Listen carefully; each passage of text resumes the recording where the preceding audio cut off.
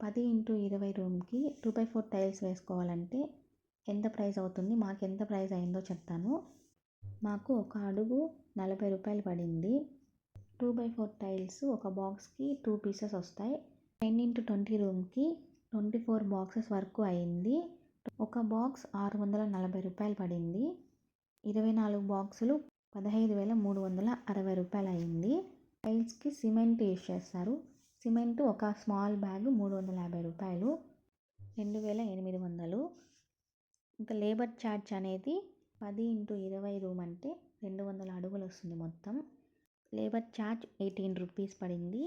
18x200 అంటే 3,600 అయింది labour charge. Tiles 15,360 రూపాయలు, సిమెంట్ 2,800, లేబర్ ఛార్జ్ 3,600, మొత్తం 21,760 రూపీస్ అయ్యింది.